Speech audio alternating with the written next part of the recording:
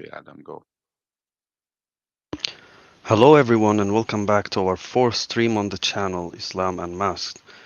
You are being hosted by me, Adam, and our main host Sam, and today's subject is: Has the Prophet Muhammad killed children through his conquers of the Arabian Peninsula? Today I'm going to leave you with Sam so he could explain to you the historical events that prove that Muhammad did kill children through his conquers in the Arabian Peninsula. And just to remind you, me and Sam, we are ex-Muslims who try and explain the ideology of Islam to the non-Arabic speaking and Westerners, so we could explain the whole ideology that uh, we could reveal a lot of the historical events so you could understand more and more of this ideology that is being spread in the West at the moment. So I'm going to leave you with Sam right now. So, hi, Sam. Are you here? Hello. Yep. Hello, Adam. Thank you. Hi. And thank you for the introduction. First of all, I would like to apologize quickly that the timing I announced would be 3 p.m. in New York City and Toronto, but it looks that either I made a mistake or just maybe because of daylight saving at this time of the year, the time was changed. So we are 1 hour earlier. Secondly, as usual, we are broadcasting on our YouTube channel, Islam Unmasked in English, and our Facebook page. If anyone like to join us and for open discussion, I'm going now to publish the link to uh, to join the conversation. So this link, you don't need to. This is from StreamYard, and you don't need to get a login. You just click on it and just go ahead. I guess you need Google Chrome if you are on the mobile, and if you are at the computer, you just join the studio at any time. So yeah, the link is on uh, already already in the comment and on the Facebook and the uh, YouTube channel. Anyhow, so let's start. Yes, unfortunately, the answer is yes. He has killed Jewish children and the conquer of Bani Qurayza. Bani Qurayza means the tribe or the sons of Qurayza. Bani Qurayza were a tribe, a Jewish tribe, wealthy people, lived in Al-Madina, which was named Yathrib at that time. And uh, with all what Muhammad did in his conquers and robberies and all killing around, they were neutral. They never involved themselves. They did not believe in his message. They were making fun of him. He tried to bluff them few times, but they caught him easily because they knew the history very well. They knew the Torah. Muhammad was illiterate, was just listening from here and there and trying to create something, but he would not be the Jew. However, just to explain what's the story and how it started, when Muhammad migrated from Mecca to Al-Madina, he spent first 13 years in Mecca, very peacefully trying to convince people to follow his new religion. People were making fun of him. So he managed to convince only about 93 people in Mecca over 13 years. Imagine 13 years he's trying to convince people with his message. People did not believe him. Finally, he decided to, to turn on his tribe and becomes violent. So what he did is to had two agreements with the people who were named at that time Sa'ali. Sa'ali are the robbers or the Robin Hood type people. So those people were um, uh, organizing robberies uh, on the uh, on the trades from Mecca to Damascus, and they agreed with him. He had two agreements, which well known as the meeting of Al-Aqaba, number one and number two. And then the story says that he migrated or he ran away at night, and he put his cousin Ali ibn Abi Talib in his bed, and they tried to kill him on that night, but he escaped. He arrived to Al-Madina. People were waiting for him because already he had followers, and especially those thieves and robbers were waiting for him. And they started conquering and attacking trades and stuff and thieving here and there. Mainly, he had three main battles with his own tribe, Quraysh. The first one was Badr, he won. The second one was Uhud, he lost. And the last one was what is named the conquer of Al-Khandaq, or the trench. So what he did, to explain to you, I got this map. Of course, the map is in Arabic. I couldn't find one in English. So as you can see, the Muslims had 3,000 fighters, and they were inside Al-Madina. Al-Madina is a sort of valley or lowland between three mountains, plus an extra mountain outward, which is Uhud. What happened in Uhud conquer, the second one, that he was surprised by by cavaliers attacked from the back of Uhud mountain. So he was caught between the hammer and the hard place. So this time he had a different strategy. He didn't want to make this mistake and go out of the town. So he stayed inside the town with his fighters, and they made a trench. This trench is now here lined in blue. So that's the trench, and the three red arrows, those from Quraysh and their allies, they had 10,000 fighters. So they couldn't cross the trench, and they ran out of water and food, and they started getting sick. And people says that God sent plague on them and stuff like that. Finally, they retreated, and he won. Now, after he won, he needed more money. He needed more houses for his fighters, and more people were joining him from the other tribes around because he started making money. He started uh, uh, collecting very good money from the conquerors. Where to get the money from? He had to attack Bani Qurayza. Now, Bani Qurayza, which are here put in a yellow square or rectangle, they were living, this tribe was living between those two mountains, which is the Al-Harra and Ayr. So that was a gap between two mountains. Bani Qurayza refused to give any help to Quraysh, the attackers. If they did, it would be easy. They would just go around the mountains and enter the Al-Madina from Bani Qurayza. And he would lose immediately because they were well outnumbering his people. But actually, the fact that Bani Qurayza did not betray him, did not, they were just neutral. They didn't want any fight. He blamed Bani Qurayza that they were helping Quraysh. He told them, yes, you were fighting against me, and he attacked. Now, sorry guys, I'm having a bit of flu.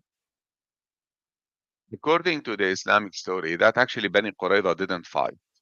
They were very peaceful people. They didn't fight. They just surrendered. They said, just let us go and take everything, take the money, take the houses, take everything. And then here he handed the decision to one of the supporters in Al-Madina to decide what to do with them.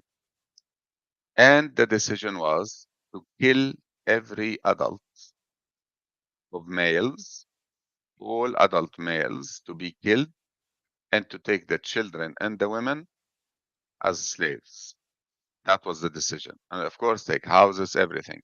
Now, you may ask, what is the evidence about it? Now, there is only one evidence in Quran. Welcome, ex-Muslims. You are back. Thank you for coming back.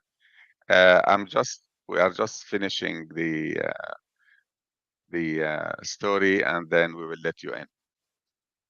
Thank you for coming. So, what happened? There is one verse in Quran, which is the Al-Ahzab 26 to 27. What it says, وأنزل الذين ظاهروهم من أهل الكتاب من صياصيهم. So God descended or brought down those who supported them, which means the Quraysh, who supported Quraysh, from the people who had the message or the book, which means the Jew or Christians. Qiyasiyahim means the high place or the good place, so which means their position. وقذف في قلوبهم الرعب, and through the fear in their hearts. فريقا تقتلون وتأسرون فريقا. So you kill a part number of them and you captured other people. وأورثكم أرضهم وديارهم وأموالهم وأرضا لم تطئوها وكان الله على كل شيء قديرا. And وأورثكم, you inherited their lands and houses and money and everything, and God was able to do everything. So that's the evidence in Quran that this event happened. Now, going forward, the main evidence of how he killed the children is the story of Atiyya al-Quradi. Atiyya is a name, actually till now you find people named Atiyya who are very well known in Arabic. Al-Quradi means the Qaridian, or the one from Qurayda. The story is mentioned in not less than 7 books. So I took the one from Ibn Athir, and it says, I was from the captured Qurayda, كنت من سبي قريظة, فكانوا ينظرون, they were checking, فمن أنبت الشعر قتل, whoever had pubic hair was killed, ومن لم ينبت لم يقتل, and the one who didn't have pubic hair was not killed. وكنت في من لم ينبت, and I was one of those who did not have pubic hair. So what was the cut line to decide that this one is an adult and this one was not? Is the existence of pubic hair. And I don't need to tell you guys that a boy could have pubic hair at age 9. So there were serious consequences on that, because it became a law, or essential or legal principle in Islam, is who's responsible, or al-mukallaf, who's responsible of his action or her action.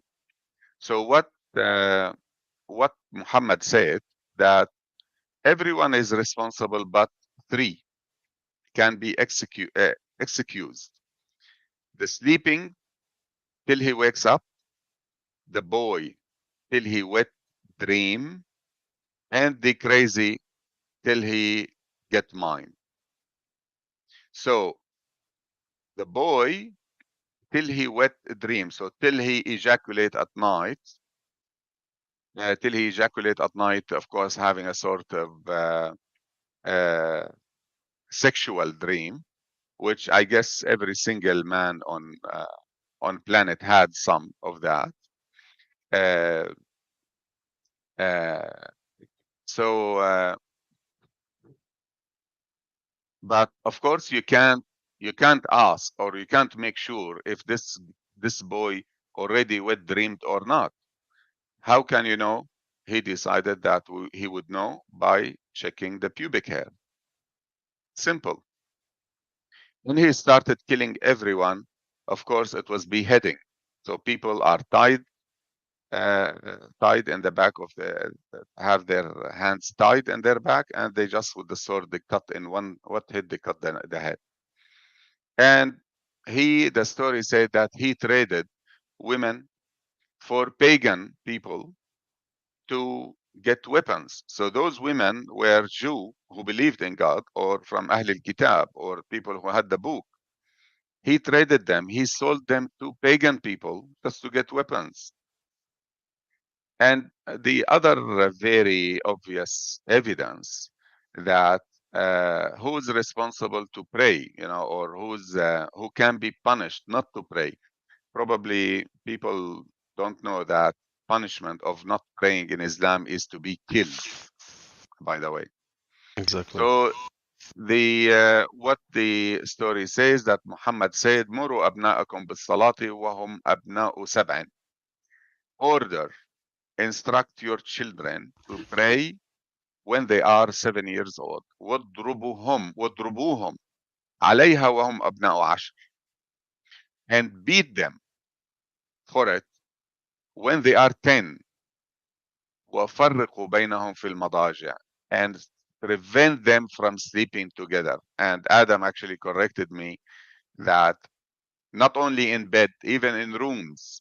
So if you have a 10-year-old boy and a 5-year-old girl, the moment the boy becomes 10, he must not sleep in the same room with his sister, because they always say that Satan could be the third between them. So imagine, even children, that's what Muslims do. When the boy or the girl becomes 10, they separate them. They can't talk to each other. And actually, incest is one of the very most common practice in Islamic countries, because they just don't feel brothers and sisters. They separate them. They don't have this emotional, relation, this clean and love, the brother love and the sister love. They don't have it. They lack it. So that's the story. That's my part. And this is with evidence. You can Google it. You can make sure about it yourself. Anyhow, Adam, we have a very lovely friend waiting, and probably I will invite him to the studio. Oh, And nice. yes, and I will leave it for you. You are good in answering lots of questions. This friend has lots and lots of questions, okay, and he likes to know a lot about Islam. So I will add him to the stage. Hello, ex-Muslims. How are you? Yes, hello. Thank you for adding me. Yes, hello again. This morning my line got cut off, and there was no charge left. That's why I couldn't complete the conversation that I had. Sorry about that. It's all right, no problem. No problem. You are Yeah. welcome. Yeah, you're welcome. Okay, so what do you have? You have Adam here. Adam is very good too. Hopefully. Okay. Hello, Adam. Hey, hey, Yes, hello. yes.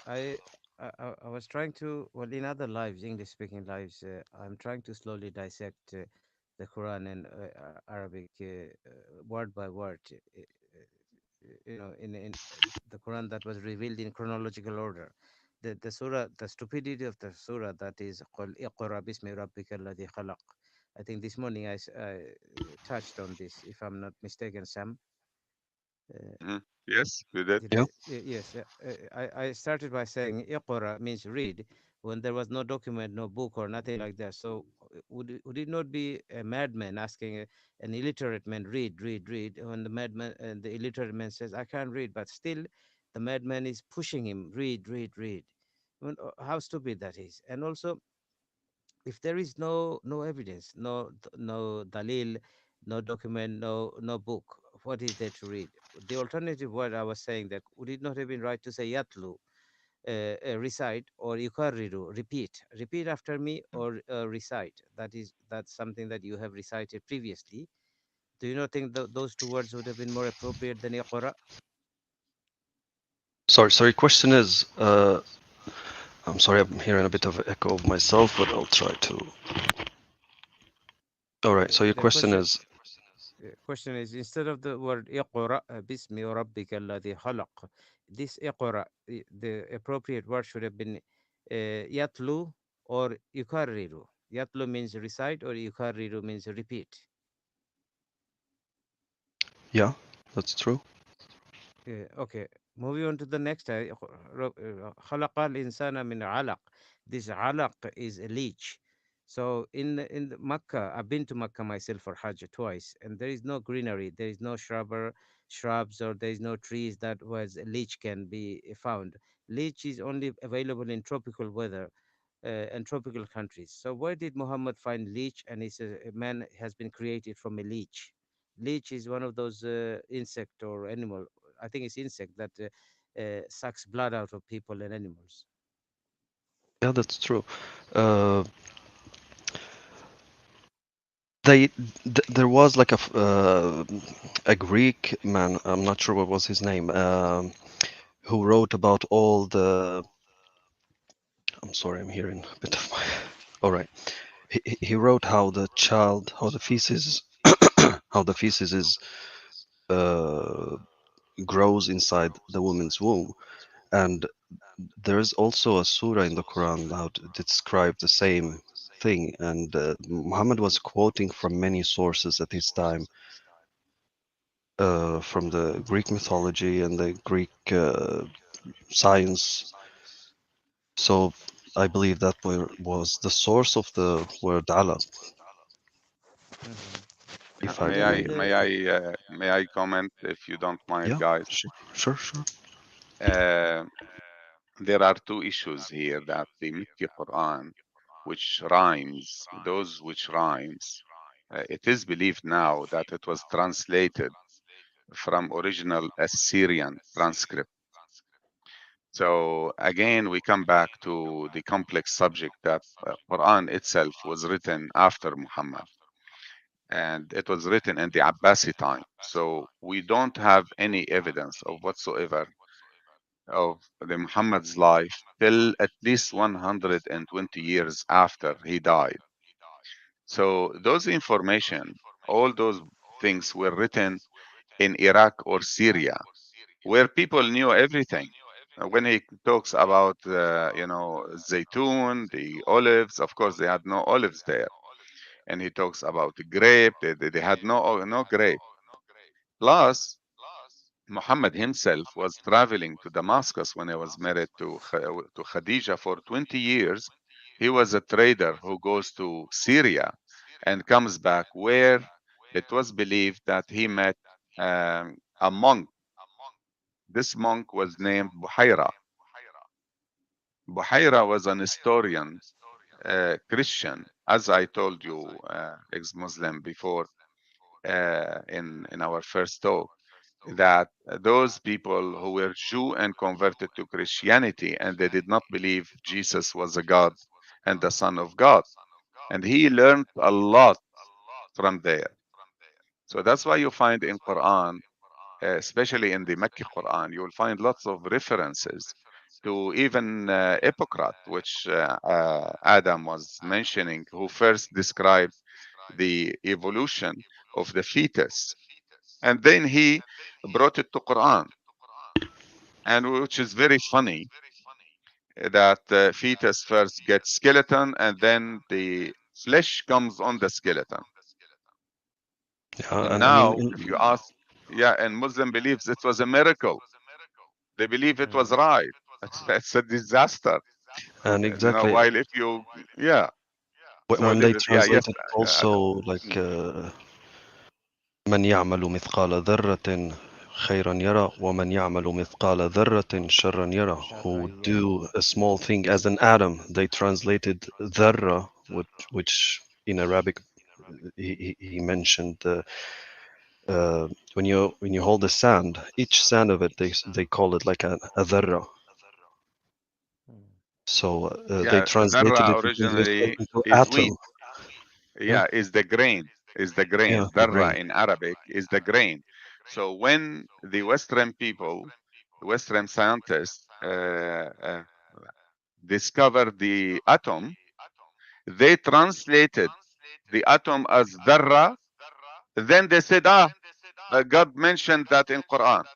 So we knew about atom before the West. Such bullshit. principle. You Yep. just laugh about it.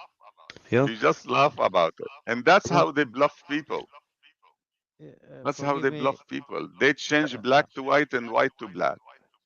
And like I told you, the word alaq itself, Mm, uh, it means like a plot. You know, like when you're so used to see, you know, like that you were using swords and knives and things like this. So the plot, you know, it was like a this thick blood.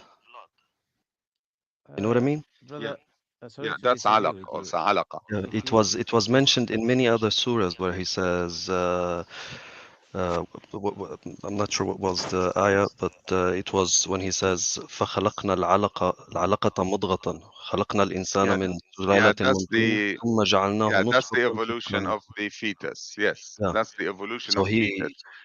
Hmm. he yeah, in this but he quoted علقة as fetus, bro- you know, like this brother, with thick respect, blood. if you Mm, you are native Arabic speaker, so if you yeah. go to Google Translate and you put the leech, that comes as an alaq or Yeah, yeah, yeah, alaqatun. that's true. Yeah, we That's name it true. alaq. We name it alaq in Arabic even now. So Yes. those insects, I tell you what they use them for. They use them just like in hijama, you know, in Hmm. they use them, they attach them on the head of people who have migraine and they suck the blood. Hmm. So people who have hypertension or who have thick blood for some reasons, you know, stuff like that. Actually, it works. It's well known Yes. in My history that yeah, it works, and they use yeah, it, you know, as traditional medicine. Mm, yes. But my point is, alaqatun or alaq is nowhere near to be seen in Mecca or Medina or anywhere near present-day Saudi Arabia. I Yes, mean, there that's might be why some, you know, water. Wahat. I'm not sure what was the word. Waha means there's like a. I'm not sure if it would be there. I'm not sure, but as I said, you know, the connection was there. You know, he was traveling to Syria for 20 years, Mhm. so he had Just to be connections. Hmm.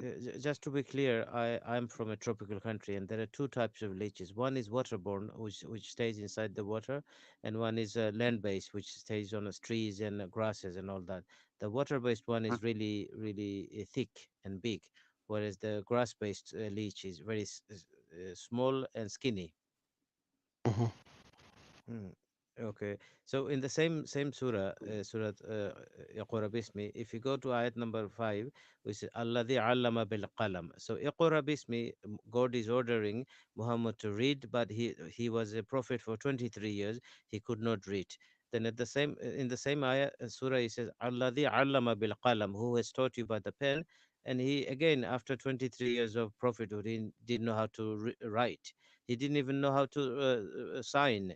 So did he not disobey his own God uh, during the 23 years of prophethood? He could not read, nor could he write. Please elaborate on that. Thank you. Yeah, look, it's the same, you know, it's the same answer that we believe that this was written later. You know, people who wrote this. Look, if you look at Quran as a language and concepts and things, you would realize very quickly that it was written by many people who lived in different times.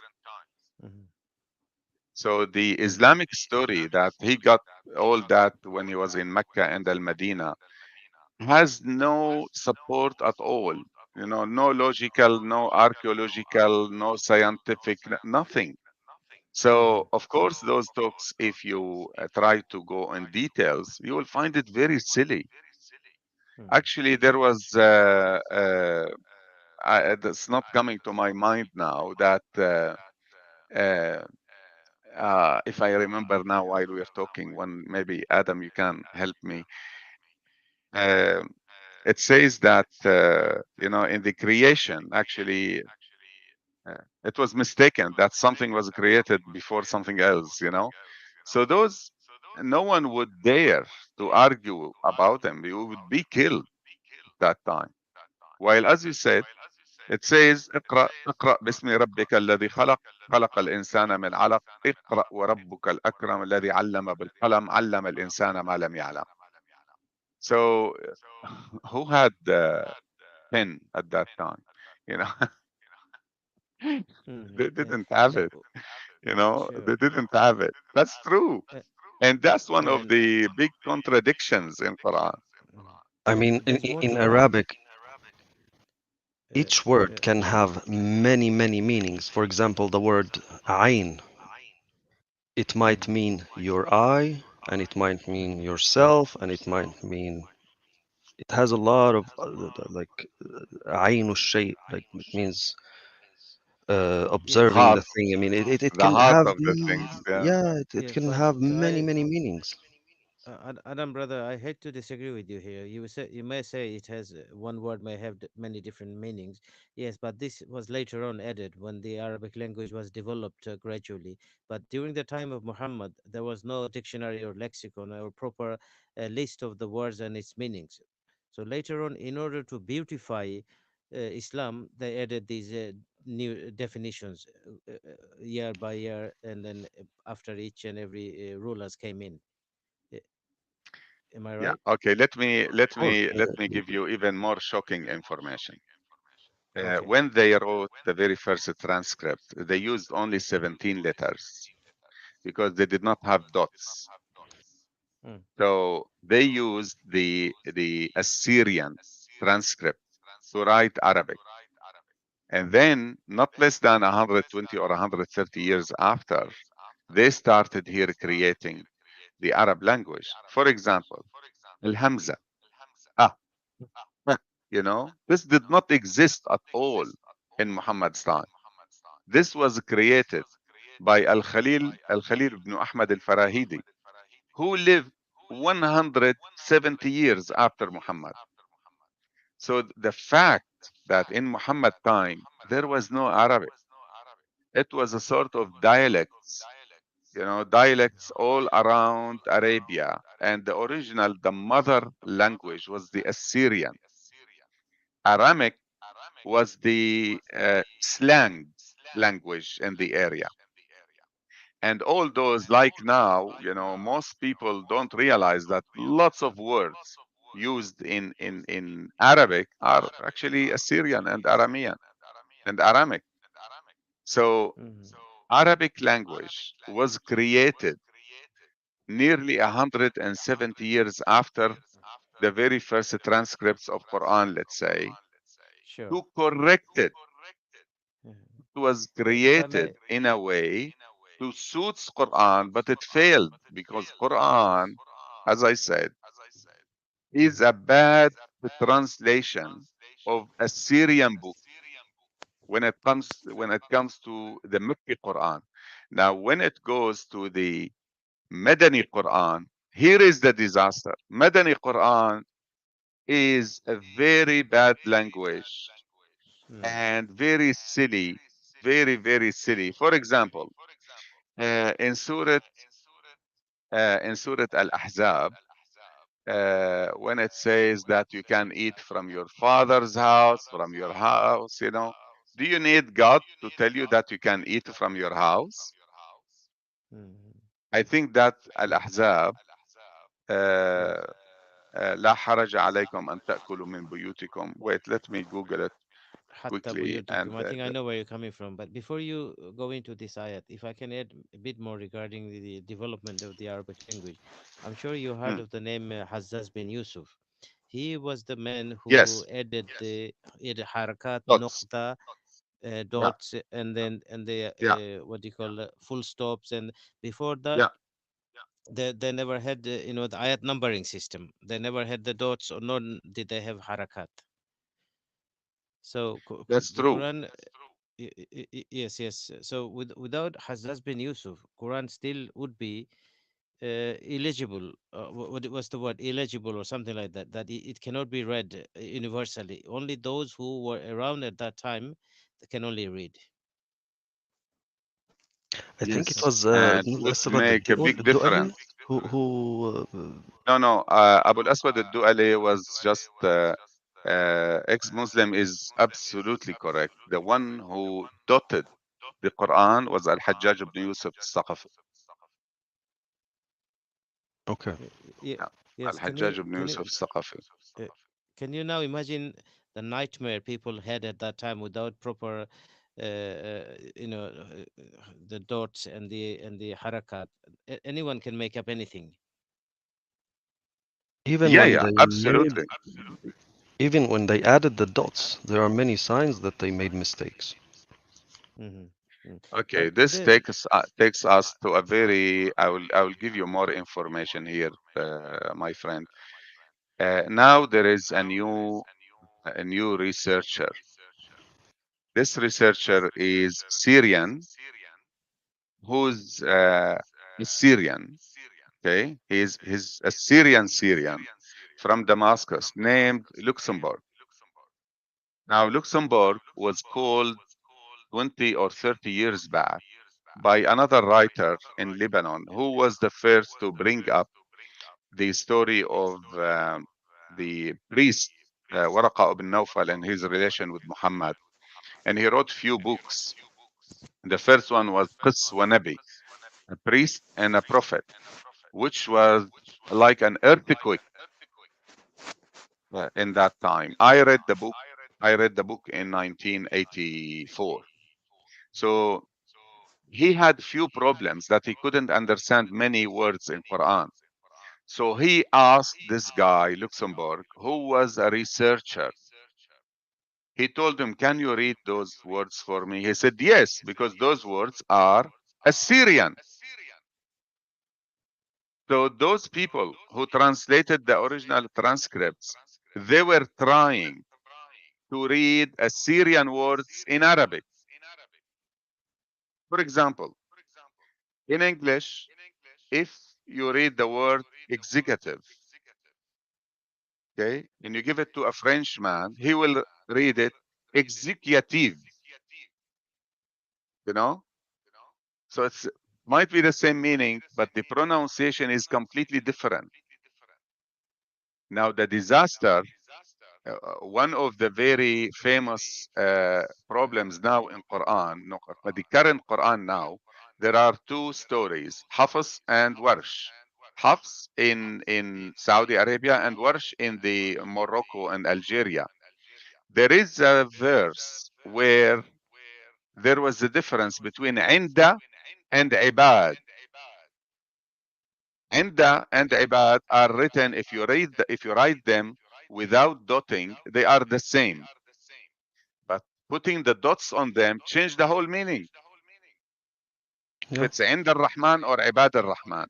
And now there are two transcripts completely different with completely different meaning. Because when you put dots, it depends where you put the dot. So that's why I'm telling you that it was written originally using only 17 letters, but now we have 28 letters in Arabic. Mm. yeah, Arabic did Yes, not exist till sure. that time of Al-Hajjaj ibn Yusuf al-Thaqafi and Abu al-Aswad al-Du'ali and al-Farahidi. Those created Arabic. But in Muhammad's time, there was no Arabic. But Hmm. now that you mentioned this, who gave Hazzaz bin Yusuf the authority to change all this when the Quran itself it says "La raiba fihi hudal lil muttaqin." There is no doubt in this. So if there is no doubt in this, then is there any Why did they authority need of to that change Quran? it? Yes, there's no need well, to change or add anything or interfere with it.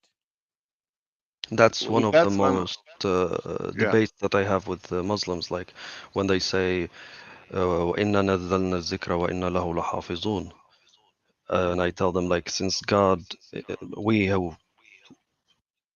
I'm trying to like. I'm sorry, there's an echo from your side. Yeah. We When, descended the yeah, Quran, and we it's our duty to keep it to or keep it to safe from reserve it, being or changed, yes, since to keep most it of safe. their, But bullshit. yeah, Yeah. since they say like the Quran is kept by God and saved by God, and when I debate with them and I ask them why did they add the Yeah. dots and Yeah. But before answer not his adding the question beginning, about Al-Hajjaj. Who gave the Al-Hajjaj authority? Tell him about Al-Hajjaj ibn Yusuf al-Thaqafi. Tell yeah, him who was the one. he was the one that says that said, إني رأيت رؤوسا قد أينعت وحان قطافها. He was a brutal man. He says, Yes, I saw like a fruited heads. He demolished Al-Kaaba. Yeah, he destroyed Al-Kaaba yes, against yes. the revolution of. Mm-hmm. Yes. Yeah, Sure, He sure. was one of the most bloodthirst leaders assigned by, I think, Yazid ibn Muawiyah. And Yazid ibn Muawiyah, the second Khalif in Damascus, the was, Umayyad. you won't believe, he had alcohol drinks inside Al-Kaaba. He came inside Al-Kaaba just to piss off Abdullah ibn Zubayr. Yeah, Abdullah bin He Zubair. came inside Al-Kaaba and he had a drink inside Al-Kaaba. He had alcohol inside it just to piss them off in Mecca that he is the ruler and he is the power. And Al-Hajjaj ibn Yusuf al-Thaqafi was sent by him to Iraq to rule Iraq. He ruled it He with killed iron fist. thousands of people, hundreds of thousands of people. One of the most bloodthirst stories about Al-Hajjaj ibn Yusuf al-Thaqafi. And you want him not to put Have the authority. quotes in Quran, and who would complain about it? Who would argue about it? Sure. When And he. then, Oh, yeah, sorry, you yeah, can go. You can ask. yeah, yeah, whenever they say this has not been changed and it's similar to what they had in Lawhim Mahfuz. So if this is the same Quran as the one in Lawhim Mahfuz, then there was no need for Hazaz bin Yusuf to interfere. Now that he has interfered with it, then it is not the same one as in Lawhim Mahfuz. And coming back to the Exactly. Surah Iqra Bismi Rabbika Alladhi Khalaq, ayat number 10 says, Abdan idha sallah. And salah, now they translate that as prayers. But just before that, 9 ayats. What is salah and how many raka'at, how many sujood, and this and that?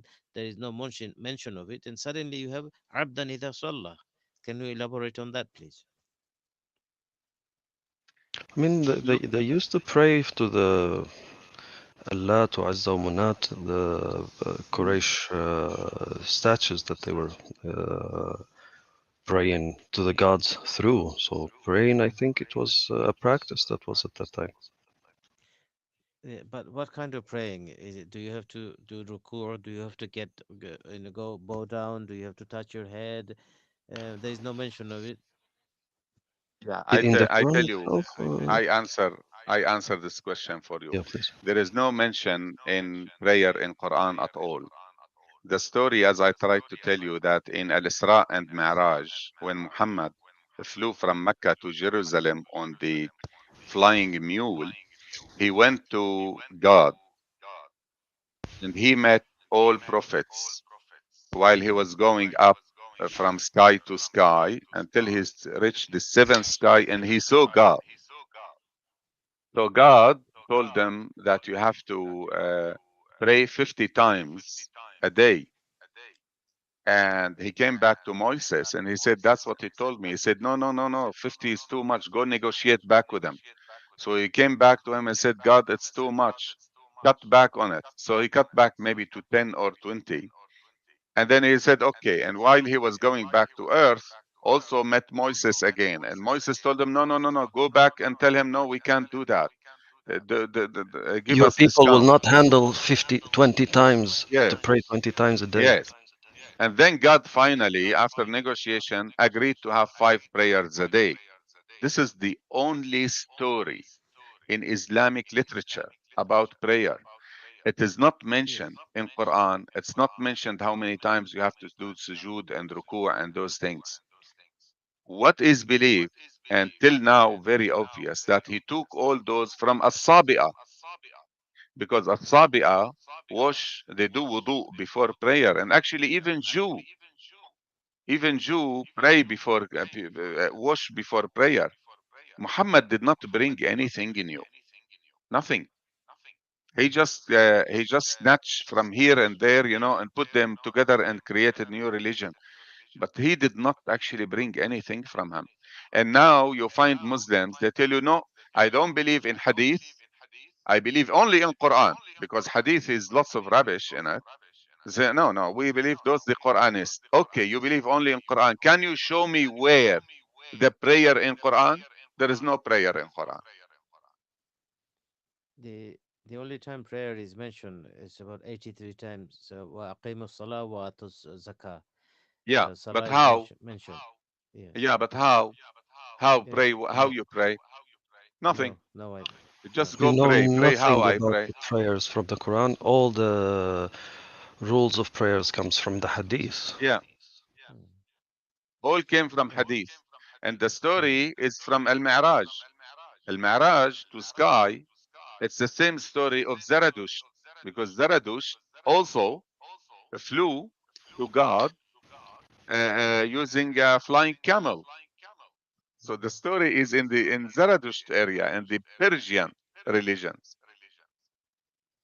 Yeah. There's I They so didn't many bring anything. similarities between Yeah, yeah, Zarathustrism they and didn't Islam. Like you would exactly, not believe it. Same mythology, same his. exactly, uh, I exact, brothers, I strongly exact story. suspect Salman al-Farsi had a lot of influence in writing the Quran and a lot of connections. Absolutely. Yeah, we forgot about Salman. Salman al-Farisi is the one who brought all those stories for him. Yes, he learned from Salman al-Farisi, from Buhaira, from Waraqa ibn Nawfal. So he was learning Aywa. from those people, believing, let's Mhm. believe that he was illiterate. He didn't write and read. But of course, at that time, no one nearly was writing and reading because only the Jew actually, even people who wrote Quran for him were Mm. Jew originally, like Abdullah ibn Abi Sarh, which is the famous story when he when he created from his brain. Yeah, subhanahu Allahu ahsanul khaliqeen. You know, that's he created that from his brain while he was writing. Do you know the story of Abdullah ibn Abi Sarh, ex-Muslim? No. Okay, this is one of the most funny story. He was writing the verse of the fetus, the embryology verse. that خلقنا الإنسان علقة ومن علقة صنعنا مضغة ثم كسونا العظم لحما. At the end, he says, تبارك الله أحسن الخالقين. So, Mm. تبارك الله means praising the God, the best creators, the best among the creators, He is the plural, best. Yes. Plural. Yes. plural, خالقين. in plural. So there were many creators, Mhm. and God was the best of them. So Muhammad was dictating Abdullah ibn Abi Sarh, and then when he reached that, he stopped. And then Abdullah ibn Abi Sarh there said, "Tabarak Allahu ahsanul khaliqin." He told them, "Yes, this is how it came. This is how I heard it." But actually, Abdullah ibn Abi Sarh created that from his own mind.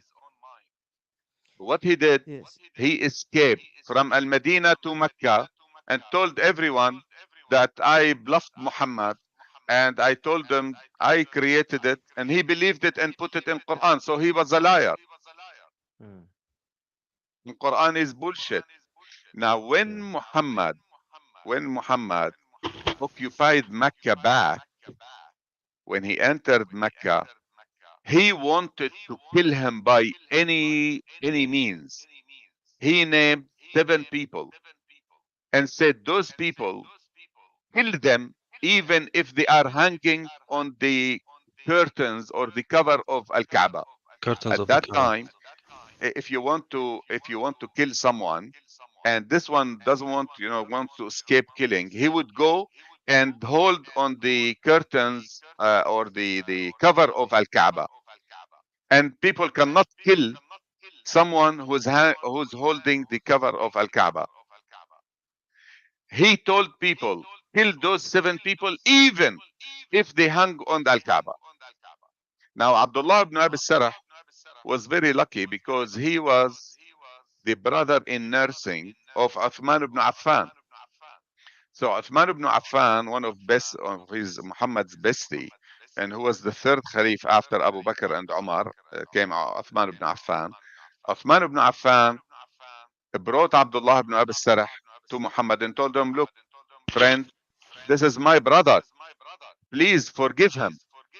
So he would not answer. He stopped and thinking. And then he asked him again and again and again. Finally, he told them, okay, go. After he left, he asked the friends around him, why no one of you pulled his sword and kill him? Didn't you see me hesitant? I was giving you chance to do it. Why no one did it? They said, well, you didn't blink.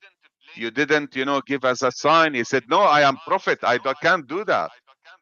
You should know yourself that I was hesitant, or I was delaying the matter, or my decision. I gave you the chance to hit his neck.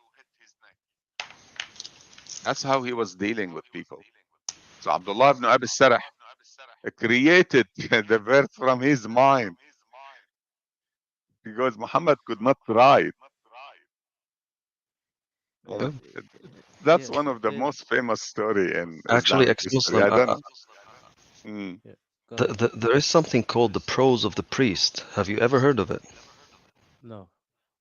It's called Saja al-Kuhan. I'm gonna read to you some of it right now, and you could kind of like, if since you can Arabic, you could see the similarity between Quran and the prose of the priest. There was a practice among the priests in the Arabic Peninsula, or in Bilad al-Sham, in the area of Damascus, and it's a type of poetry where they use the prose.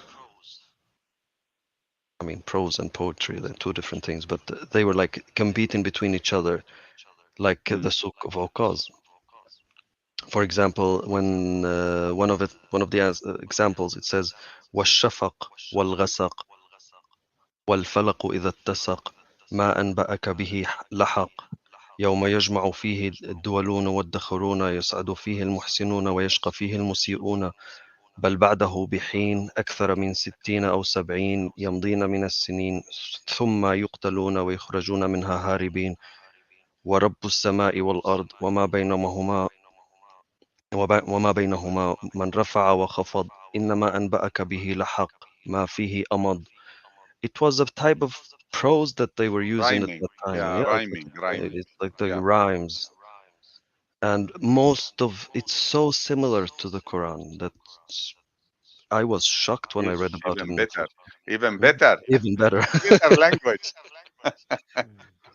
So that's why people were making fun of him. They said, this is Saj'a Kohan. What are you talking about? We know this. Anyone can say this. That's what they were And telling him. Now they yes, tell you no one can make Quran. no. People, and then the Islamic literature tells you that people were laughing at him, but only when he won the war, he would kill everyone, made fun of him. Yeah. It's Coming only back the to the matter that ayah. he won the war at the end.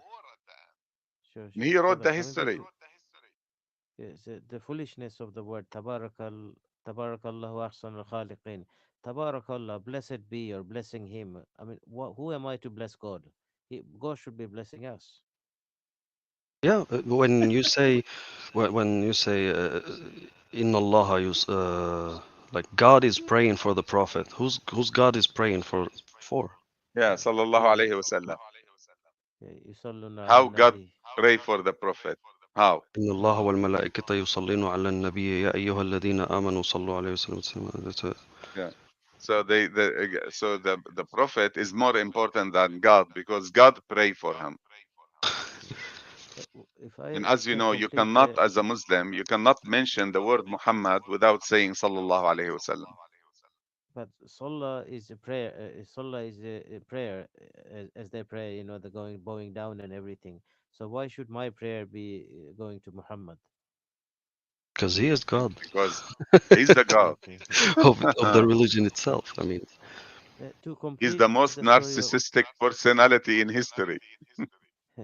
brother, to complete the story of Mi'raj, every time he comes to Moses, and Moses said to him, "Go back, go back." But why should it be Moses when Jesus was the latest? He knew more about the Ummah than Moses, because Moses and Jesus, there's a gap of about 2,000 years or so. So why It's a did good Moses have question. all the priority? Yes, he mentioned Moses in Quran more than 120 times, I think, because he was a Jew And originally. You know, Jews were the most yeah, religion he in wanted, Arabic. he No? targeted the Jew. He was desperate to make Jews happy. And when they didn't do it, he turned on them, tortured them, killed them, used them as sex slaves. And Mhm. it is believed that his very last word before he died, he said, "Pay or kick out all Nasara and Jews from the Arabic Peninsula." That's why Saudi Arabia, till very recently, would not allow a church in it. Mm. And it is believed in the Islamic literature, they believe that at the last day, when God finished life, and all Muslims will kill all Jews, and the Jews would be hiding behind the trees and stones, and the tree will talk and The tell the Muslim. Muslim, "Come kill this Jew hiding behind me." That's what they believe in. يا عبد الله هناك يهودي قال فيه تعالى فاقتله. Yes. God's slave, God, come kill this Jew who's hiding behind me. And that's in the Islamic literature. Ex-Muslim, we talked about taqiyya in the first broadcast, where you bluff, where you pretend something that you're not. And it's a basic how would you say mentality for Islam. For example, Muhammad tried to gain the Jews by mentioning how God favored Bani Israel, and how God he mentioned Moses many times, and he made the prayers as the Jewish prayers. He forbid the pork like the Jews. He tried to gain their trust and gain them as much as he can. And not only that, there is another story where he was talking about he tried to gain also the people of his tribe, Quraysh. And there was a story it's a very famous one that says where he said that the god praised the al-Gharaniq, the statues that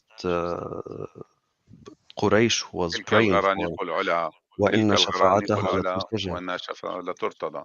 And then Okay. he said that the Satan intervened in the wahi and he made a mistake. He tried to gain So the people of Quraysh by saying God praises your gods, and he favored them, and he says that these great statues, praying to them is something good. And then he changed his mind. He said, "Oh no, it's the devil that came and whispered this during the wahi," and he deleted them. Mhm. And I was like shocked when I read about the Gharaniq. I mean, if Satan could intervene with the gods' wahi, how do I know that some of these ayat was not intervened and he didn't know about it? that's why Yes, yes, Salman Rushdie made his story, the satanic verses. Satanic verses, yeah. Yeah, yes. that's Uh, where he got it from. So he was he trying mentioned to that. make even Quraysh people be happy. He said, "Yeah, وتلك الغرانيق العلا وأن شفاعتها لترتجى." So even your idols, Yeah, and idols, if exactly. you pray for it, it listens to you or it responds to you. And then after that, they told him, "What the hell were you talking about? How you say the idols in Quran?" He said, "No, I didn't say it. Ah, that's Satan. Satan intervened in Al-Wahi and he made me say it." How Satan can, how devil Satan can intervene in Al-Wahi and you makes you. This means that any verse you said could be from Satan. Yes, But this and is how much he was bullshitting people. modern day Muslims say there are two types of wahi. One is the one that brought by Jibreel, and the other is influenced by Allah. So the one who, when he is influenced, that's when Satan can interfere. But if anything coming from via Jibreel, then no interference, nothing is wrong there. Yeah, I mean, All Quran is from Jibreel. they say the Quran say وَمَا يَنطُقُ عَنِ الْهَوَى means whatever the Prophet says is not from his mind, is wahi. Yes, I agree with you. But that comes, this is applied for his speeches. But when it comes to Quran, as you said, it had been written in the reserve board by God before the creation of Adam. Mm. How can Satan But intervene in it? Quran in another ayah says, "Innahu la qawlu rasulin kareem." So these are the words of the honored prophet. So it is his word. It is not God's word. Are you Look, familiar with they that word? argue about that. Innahu la qawlu There rasulin is kareem. no there is no conclusion. There is no conclusion about it. They could argue and kill each other about it. You know, yeah, this is the what Al-Mu'tazila in the Abbasi time said that if the Quran makhluk or not, is the Quran created or not? So those people believe uh, that Muhammad was getting uh, Muhammad was getting the message from God, and then he was creating his own word. Mm. Did you see? So that's made a very big story, and those people were persecuted. They were slaughtered. They were slaughtered. We have another guest. Hi, Alex. If you like to join the conversation, just to remind Yes. people that you can actually join the conversation by clicking on this link. I am now putting the link. So that's Okay. the StreamYard link. You just need, if Alex, you want to join the conversation, just need to click on it. You don't need to log in. And So going look, back to the we can talk about that forever, you know. yes, It's so my complex. my final say in that surah Yaqra Bismi, the last two words wasjud wa qutarib. This means that already the idol worshippers were already doing their worshipping via sujud or sijda or prostration. Then Muhammad somehow incorporated this. But in all the three monotheistic faiths that originate from the Middle East, how come the Jews and the Christian that they don't do prostration? Why is it the Muslim? Is it because of the continuation of idol worship? What do you mean? What's the word? I didn't get the word. The last two words of the surah, which begins with "Iqra bismi rabbika alladhi khalaq," wasjud Hmm. wa and prostrate to get closer. اقرأ Qarib. باسم ربك الذي خلق الإنسان من علق اقرأ وربك الأكرم الذي علم بالقلم علم الإنسان ما لم ما يعلم. لم يعلم. That's the whole surah. No, the end of the ayat number 19, it says wasjud wa qutarib. واسجد واقترب. Which Yes. where which surah? Yaqra bismi, if you go to the last ayat, it says wasjud wa qutarib. Comes from the root word qarbun. واسجد Sujuda واقترب. Yes. Tareb. Yes. You mean that it's coming from, yeah, look, the Qurban could be, yes, I understand. Yeah, look, this is came from the other religion because even Quran, I forgot to tell you, Quran originally the word is Qaryana, which is the prayer book in Assyrian. So Mhm. Qurban, which is the what they name it, the like in Christianity, they eat the bread or the body of Jesus. This is Qurban. So taqarraba became closer or get closer. So this is how you become closer to God. So the Arabs used those idols to because they believed in God. They did not believe that the idols were God. See, that's misunderstanding. So the word taqarraba or Qurban is coming from near, qarib. Is that what you're Mhm. asking about? Yes, yes, yes. That is my point. the three monotheistic faith that originates from that part of the world. Jews don't prostrate, as far as I know. Christians don't prostrate when they pray. So why the Muslims have to prostrate in order to pray? Don't have an answer for that. Do you have an answer, Adam? I think it's very similar to the Zoroastrian religion because they used to also wash their hands to the elbows, their legs to the knees before they pray 5 times. Yeah, it's. I think that's it depends. The Sabi'a mainly. The Sabi'a. You know, you're talking about the wudu ex-Muslims. No, no, the prostration, sujud, Prostration. Oh, Yeah, sijda. sujood. sujood. No, yeah, sujood. Yeah, no, but even some Christians they do, especially in Coptic Orthodox, they do. So Okay. sujood, you know, I guess it's a very old things. They do it for kings and things. So it was just, but he put it in Quran. He took it from As-Sabi'a. You know who are As-Sabi'a? Is it sabi'in? Sabi. Sabi. Yes, yes. Yeah. Okay. Okay. Yes. Okay, now this is a good question. That's for you, Adam.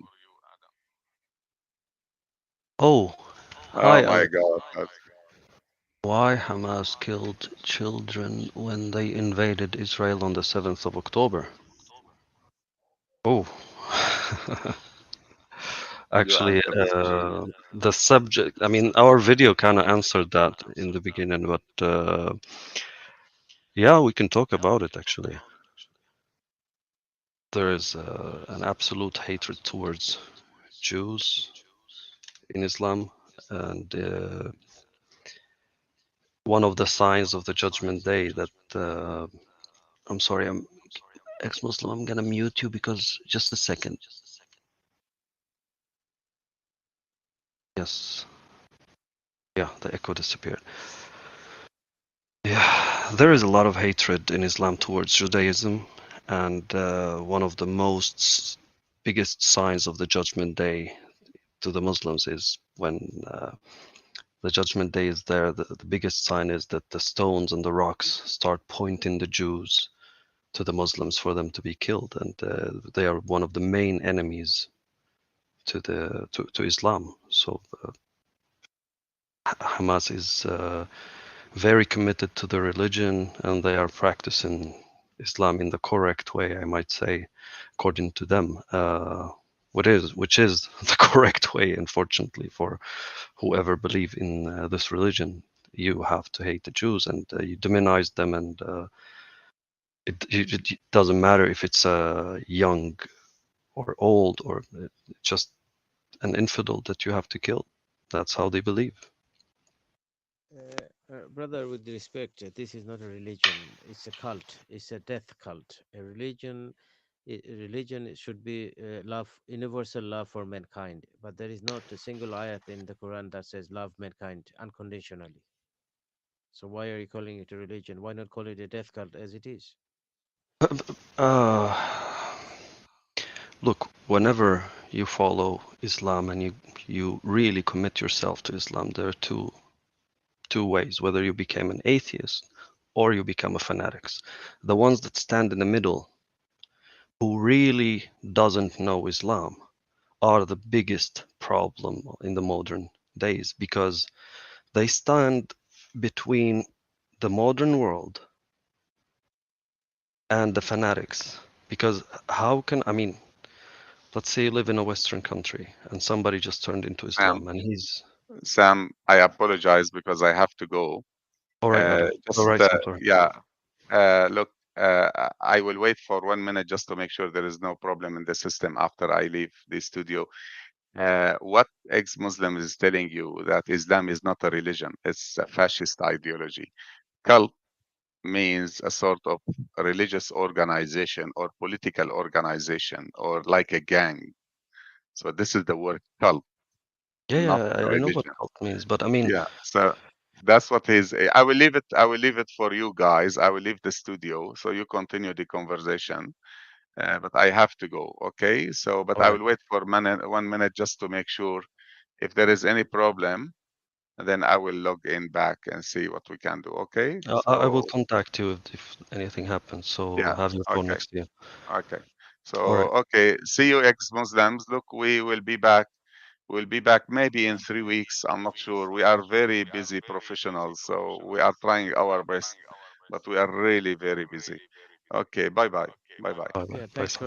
thanks for having me. Thank you. Yeah. So, like I told you, uh, Islam is the ideology that, for example, many members of my family follows, and you could commit to it lightly, or you could really commit yourself to it. For example, most of the ones who really think that Islam is a very peaceful religion really did not read the Quran, never read the Hadith. They are very, very, very uninformed about Yes. most of it. Brother, with respect, you must not associate the word peace with Islam, otherwise you'll be insulting the word peace, or you'll be raising the word peace. Unfortunately, yes. So Hamas really did commit itself to Islam, and its ideology very similar to ISIS, who was practicing Islam to the limit, I would say. Like, How how can God sanction this amount of hatred towards the non-believers or non-Muslims? If I can quote ayat, إن الذين كفروا من أهل الكتاب والمشركين في نار جهنم خالدين أولئك هم شر البرية. I'm sure you're most capable of translating that. because I mean, the Quran itself was written. I'm sorry, but can you just mute yourself when you ask a question so I don't hear myself again? So, thank you so much. Uh, Muhammad is the man that created all of this. He used his power to control the priest who was, for example, Waraq bin Nawfal, who was helping him with forging these verses.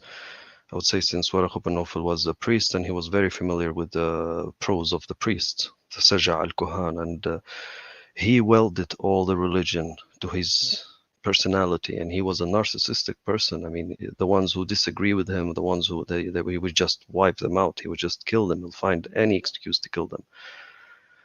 So I don't. I mean, let's put it. I mean, I don't think any religion preach peace, since it's favor people who believe in this ideology against the ones who doesn't believe in it. And the Quran is a reflection of Muhammad's personality. That's why all the evil that you see in it, it's very, very, very strong, like burning someone for eternity. I Yes, mean, how evil that can be. you must add two words there with personality: delusional and psychotic. Yeah, of course. Yeah. And most of That's actually that revelation that he had, if we would discuss it nowadays, it's very similar to when they say, when they describe how he the wahi comes to him, the revelation comes to him, how he wets and shakes, and it's a very it's a very well-known science for I'm not sure what was it called, sara in Arabic. since you mentioned the word wahi, an ayat comes to my mind, including the word wahi. وكذلك أوحينا إليك قرآنا عربيا لتنذر أم القرى ومن حولها. You see what I'm trying to say here? Umm al-Qura is another name for Mecca. No, this was later added, but al Qura is Qura comes from the root word qaryatun, or qarya means a Yeah, village. yeah. Maybe it's a large village, large township, but why the word associated with Makkah here? Makkah is nowhere near. It doesn't mean it's Makkah. It could be any town, it could be any city. Mecca was a very Mecca was a like a a, a center where everybody could practice their religion. The poets would come from everywhere and go to Sukhokaz. You could worship. Mecca was famous because you could pray to your own god in it. You could trade in it. It was a good center. And when he, Brother, have you been to Mecca? I've been there twice, and I know the layout, and I know the geography and everything.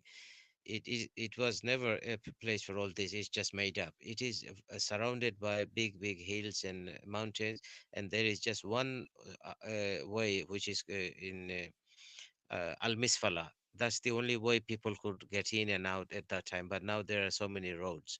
So the people who rob other villages in other countries or maybe other towns come and hide their stuff and loot in places like this, where the only exit and entry is just one valley and the rest is just big hills. So how can people come from all over the country or all over Arabian Peninsula when it's just impossible to reach that area geographically? me myself, I am convinced that Islam was not invented in Mecca. It was invented between Damascus and Baghdad at nowadays, and it was created by the Abbasis who wanted to create a great history for themselves. And the reason that they chose Mecca, what that we know right now, is because it's very far from where they invented the lie, so nobody could really go and investigate it. And Islam was forged on hundreds of years of, each one that comes, change the laws, add new ones, change verses, add new ones according to his own benefits. So, of course, it's very logical to what you say, but in the mythology itself, we know that al-Qura is Mecca. And as it was Sure. mentioned in the Islamic literature, it was a central in the Arabic Peninsula where everybody could practice Mhm. trades. It was a center where people traveled to Al-Sham in Syria, in Damascus, I would say, traveled to Egypt, and there was like idol worshiping. Doesn't matter which god you worship, you could worship your own god there. So it was like Uh-huh. But a central coming back city in to the Arabic Peninsula. the same ayat, al Qura wa man hawlaha. Why not say al Makkah wa man hawlaha? Instead of saying Qura and wa man hawlaha and the surrounding area. So Quran is for those who speak وَحَوَيْنَا نَزَّلَ الْقُرْآنَ الْعَرَبِيَّة, which has been revealed in Arabic, so that Muhammad can warn the people in that area and the surrounding area. So why should people in America and Africa be Muslim when it is not for them? It is for the people of that region and for that area. I don't think they imagined that it would grow to that level. He was just trying to control his own tribe, and then it got him bigger and bigger and bigger and bigger. If you know what I mean. When that lie was Right. forged, if he was a real person and if this was a real story, I don't think they imagined it would grow that much. But since it was Mhm. created by a superpower at that time, the Abbasi, Yeah. so they could just write So whatever they want. whenever I'm trying to have a debate or a conversation with the mad mullahs, I keep pointing out to these ayats which are problematic. They say, no, no, no, Islam is for whole of mankind. Then they point out another ayat, شهر رمضان أنزل فيه القرآن هدى للناس. They said this هدى للناس means nas means mankind. I said, no, no, is not mankind. It is not all mankind. Nas is people who are in front of you. When you say, Ya ayyuhan nas, when you're giving a khutbah, then it is you are talking to the people in front of you, not far away land or other side of the world. Am I right? Yeah, yeah, yeah, of course. I mean, debating with Muslims is something that I've been doing for many years. Since I was Muslim, I was asking questions and I was skeptical about many things, and never got a satisfying answer to anything. Since yeah, it's a very hard thing to do when you Yeah, discuss with sure. someone that he would bend the truth to fit his own beliefs. I mean, Sure, sure. there's nothing you E- can do. even though Even though I'm not a native Arabic speaker like you, but I have studied extensively and I know enough to dissect it, and to the point of having the mullahs for breakfast. And we need open debates and open discussions like this, so that we can talk and we can learn from each other. Yeah, of course. I mean, the main reason we did start this YouTube channel, me and Sam, is because we wanted to. We live in the Western countries, and there was a mass migration to these from Muslim countries, and we started to see all the things that happen in our own countries is going to happen again here and destroy the Western civilization, Western societies. And we are trying to explain to Westerners about the ideology so they could really know what they're dealing with. And it's a waste. I mean, we try to spread the truth as much as possible. We try to like help people to because if somebody admits himself to this ideology, it will ruin his life, and he would just become a helpless person. Will not seek any. He would not do anything since he believes that God will will force it on him. So he would not try to change his present. He would not try to change his future. He would not do nothing. And we have a living examples of it. I'm from a country that was torn by civil war, by dictatorship, and I fled that country, and I'm trying to live in peace. And then the country that I moved to, I see it that it's being destroyed in the same way. The ideology is rising up in the same way, and there's nothing we can do. Yes, you're so right there. I'm also most fortunate to be living in a Western country, where I see the Western societies and government are appeasing to these people, to this death cult, or people of the death cult. Yeah, Why are they bending over backward to appease these people, not knowing that there will come a time when these people will take over and hunt the people who are appeasing them at the moment. yeah, it's crazy when I see, example, the LGBTQ community supporting the Muslim minority. I mean, of course, everybody needs to be supported, but not defend the ideology that would end up killing you and taking over democracy. Not only just LGBT, the left-leaning politicians and all the lefty parties also, Ooh, so not left. knowing that the Islamists don't have any love for the communists or the socialists. Yeah, but the left is cunning. They trying to use whoever supports them to overthrow democratically the governments here, so they could just lead in the end. That's what their goal is. Fortunately, Another ayat. Are you familiar with the لقد بعثنا في كل أمة رسول? yeah, of course. Okay, so then I quote this ayat and I talk to these people by saying, so where is the prophet that is as promised in your from your land, wherever you're from? Let's say China. Can you name the prophet for China, as Quran says, لقد بعثنا في كل أمة رسول? They said, well, we Yeah. don't know if there was any. Well, in Islam, they say that there was 24,000 Nabi and 5 prophets. So, but we don't know nothing about it. That's in the Islamic mythology that God has sent thousands of Anbiya and 5 Rusul, because there's a difference between Nabi and Rasul. Nabi, you can be sent to like a small nation, and Rasul to like a big nation. Right.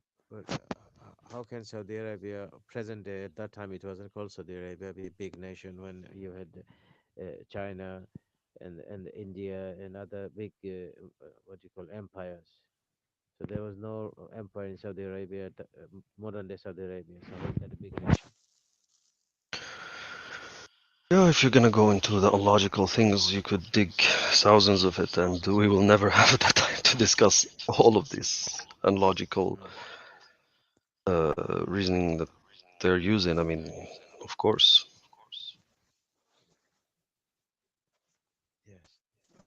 So Anyway, it's been nice talking to you. I'm sure if there are any other guests, please let them have a chance to say something.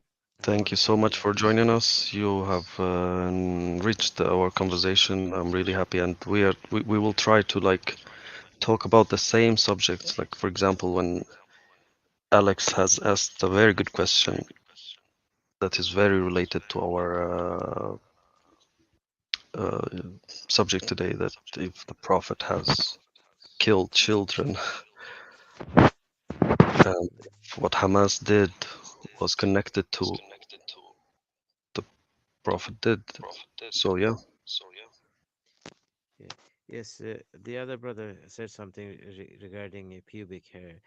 There was a war, I'm sure, I think you're not old enough to remember, in 1971 when there was two countries called East Pakistan and West Pakistan, and then there was a war, and then East Pakistan became what is modern day Bangladesh now. So hmm during the liberation war, Pakistani army would be going around villages looking out for Hindus and then taking off their pants to see if they're circumcised or not, and if they have pubic hair. As you know, Muslims shave their pubic hair. So a person who shaves pubic hair, he's a Muslim, and if he's circumcised, he's a Muslim. So if a person is not circumcised or he hasn't shaved, then he's a Muslim, and then Pakistanis would go around and killing them. And they would be looking exactly the same situation as Muhammad, what yeah, he did. exactly. That's a very good example. Yeah, of course. Yes, and over And 9 months, sorry, over 9 months during that war, Pakistanis killed 2 to 3 million Bangladeshis, mainly Hindus, and they raped 2 million women as well. And majority of the women gave birth, and people from Western countries went there to adopt these children, and they brought mainly in Canada. Canadian people did the greatest job by adopting many of those rape child.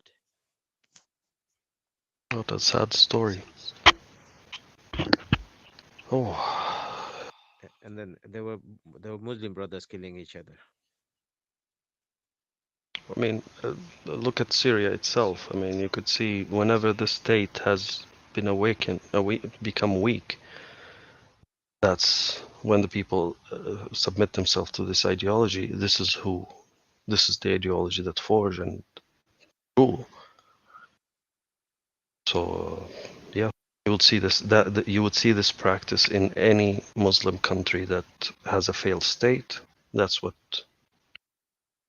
like the Islamic State, what they did to the Yazidi women, for example. They raped them and sold them and killed the men, and I'm sure they practiced the same. And don't forget the destruction of all the idols as well. That's crazy. Uh, That's when they went yeah, to the Iraqi statues and they just destroyed us. yes, and they destroyed the museum's contents. Yeah, and in Syria And they all, destroyed the Temple of Baal in Palmyra, and there is also still a sign on the pyramids that they tried to destroy the pyramid itself in so Egypt, but they couldn't this since is it was so big and huge, and they just couldn't. But there's still a sign where they tried to destroy as much as they could from it. sure, and this is the reason why I say this is a violent death cult. It cannot be called a religion. You just We'll can't call it's simply wrong to call it a religion. really debate on that a lot since it is. I mean, even if you call it a flower, doesn't matter what you call it. It is what it is. If the Yeah, if you mentioned if millions of people believes in this ideology and this is where the ideology lead, if you commit yourself to it, so we would call it religion or a law or whatever you call it. It's still the same. you mentioned the word flower. There is not a single word called flower or zahratun in Quran.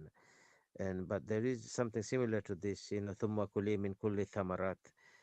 This thamarat is when the bee eats the bee fruits, and he collects honey from the fruit, something like that. Am I right? Thumma kuli min kulli thamarat. Samara means fruit, yes. Yeah, yes. So there is no such thing as a flower or love in the Quran, or love for universal things, or love for mankind. Nothing. It's just uhibbullah wa uhibbur rasul, utiullah wa utiur rasul, something like that. but it doesn't say love your brother, love your mankind, love your neighbor.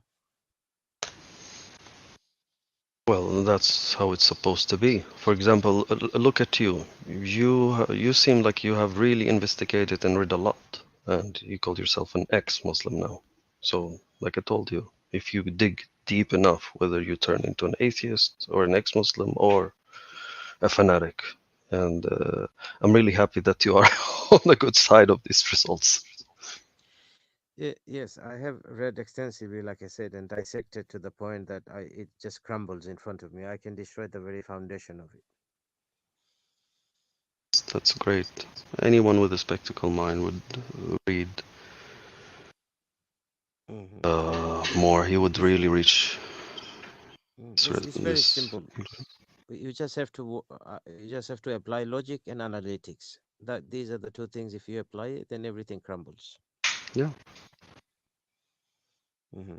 And without an inquisitive mind and surrendering my critical faculty, it's not me. I could not be part of the cult where I have to surrender my critical faculty. Why can I? Why do I have to? Why can I not be critical?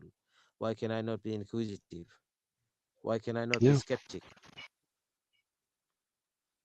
I mean, in Surah Al-Ma'idah, I think it was the verse 101. It says, uh, لا تسألوا عن أشياء إن تبدو لكم تسوءكم. Don't ask about things if it reveals bad to you. Like if you really understand and you feel that it is bad, don't ask about it. So they kind of like found a solution for it. Yes, and also in four other time he says, وَلَقَدْ يَسَّرْنَا الْقُرْآنَ لِلذِّكْرِ فَهَلْ مِن مُدَّكِرٍ. Quran has been made easy for you. So if it has been easy for you, then it is only for the Arabs, not for all of mankind. I mean, Arabic was still is not my native language, but I do try to understand a word here and there. So it's not easy for me. So why is God saying, It's not وَلَقَدْ easy for يَسَّرْنَا? me. I am an Arabic native speaker. I mean, it's not easy for me because, like I told you, each word can mean hundreds of things. Mm. And that's why we have a lot of sects within the Islam, and each one of them kind of like end up being violent and explaining the verses differently. You see, Yeah, I'm gonna have to end the stream now, ex-Muslim. sure, Thank you sure. so much for All right, joining thank you us very much. today. Thank you. My final word, if I may have, if Of I can course, just have the last second, that each and every Muslim in the world is his own tailor. He cuts and fits Islam according to his needs, and it's like a buffet. yes, it is. Yeah. All right. Thank you. Thank you so much for joining us. Yeah, and here we come to the end of the broadcast, guys. Thank you so much for watching. Thank you, ex-Muslim, for the enriching of this conversation today. And please remember to like and share and subscribe to us for future subjects that we're going to be talking me and Sam about it. And we are welcoming anyone that would like to join us. Uh, so see you until the next time. Have a good. Bye bye.